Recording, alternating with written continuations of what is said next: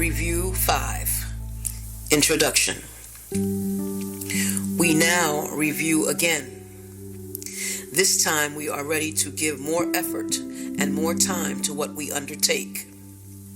We recognize we are preparing for another phase of understanding.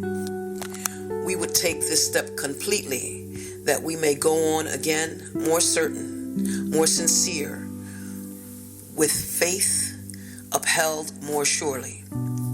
Our footsteps have not been unwavering, and doubts have made us walk uncertainly and slowly on the road this course sets forth.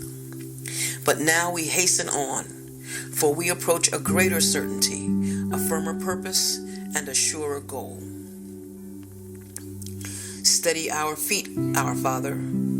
Let our doubts be quiet, and our holy minds be still, and speak to us. We have no words to give to you. We would but listen to your word and make it ours. Lead our practicing as does a father lead a little child along a way he does not understand. Yet does he follow, sure that he is safe, because his father leads the way for him. So do we bring our practicing to you. And if we stumble, you will raise us up. If we forget the way, we count upon your sure remembering. We wander off, but you will not forget to call us back. Quicken our footsteps now, that we may walk more certainly and quickly unto you. And we accept the word you offer us to unify our practicing as we review the thoughts that you have given us. This is the thought which should precede the thoughts that we review. Each one but clarifies some aspect of this thought, or helps it be more meaningful, more personal and true, and more descriptive of the holy self we share and now prepare to know again. God is but love, and therefore so am I. This self alone knows love. This self alone is perfectly consistent in its thoughts, knows its creator, understands itself, is perfect in its knowledge and its love, and never changes from its constant state of union with its Father and itself. And it is this that waits to meet us at the journey's ending. Every step we take brings us a little nearer. This review will shorten time immeasurably if we keep in mind that this remains our goal. And as we practice, it is this to which we are approaching. Let us raise our hearts from dust to life, as we remember this is promised us, and that this course was sent to open up the path of light to us and teach us step by step how to return to the eternal self we thought we lost. I take the journey with you, for I share your doubts and fears a little while, that you may come to me who recognize the road by which all fears and doubts are overcome. We walk together. I must understand uncertainty and pain, although I know they have no meaning. Yet a Savior must remain with those he teaches, seeing what they see, but still retaining in his mind the way that led him out, and now will lead you out with him. God's Son is crucified until you walk along the road with me. My resurrection comes again each time I lead a brother safely to the place at which the journey ends and is forgot. I am renewed each time a brother learns there is a way from misery and pain. I am reborn each time a brother's mind turns to the light in him and looks for me. I have forgotten no one. Help me now to lead you back to where the journey was begun, to make another choice with me. Release me as you practice once again the thoughts I brought to you from Him who sees your bitter need and knows the answer God has given Him. Together, we review these thoughts. Together, we devote our time and effort to them. And together, we will teach them to our brothers. God would not have heaven incomplete. It waits for you, as I do. I am incomplete without your part in me.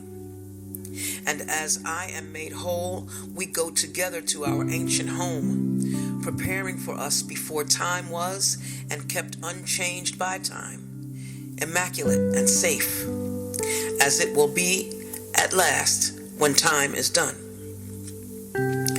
Let this review be then your gift to me. For this alone I need, that you will hear the words I speak and give them to the world. You are my voice, my eyes, my feet, my hands through which I save the world. The self from which I call to you is but your own. To Him we go together.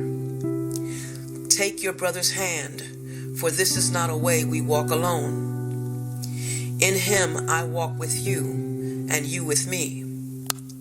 Our Father wills His Son to be one with Him. What lives but must not then be one with you.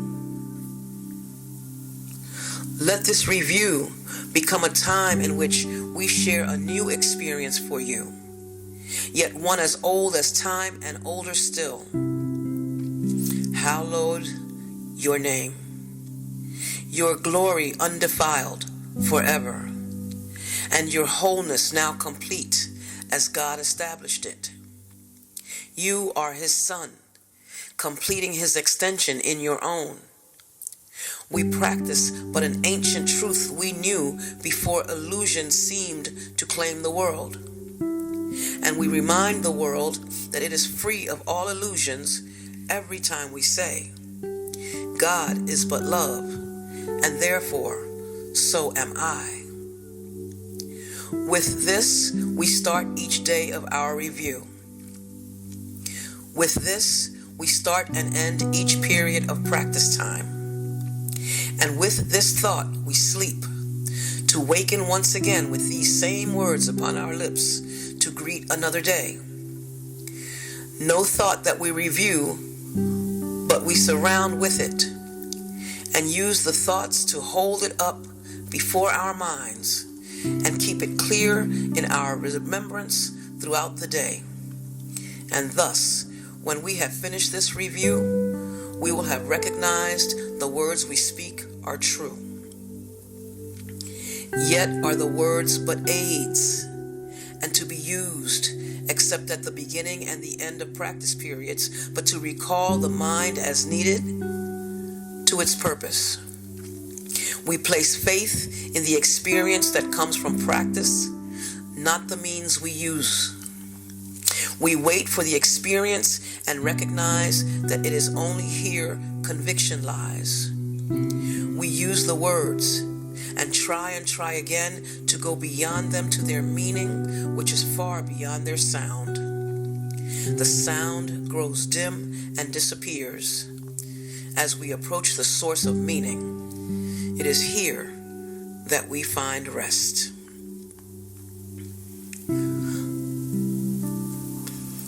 Lesson 171. God is but love, and therefore so am I. All things are echoes of the voice for God. God is but love, and therefore so am I. The power of decision is my own. God is but love, and therefore so am I.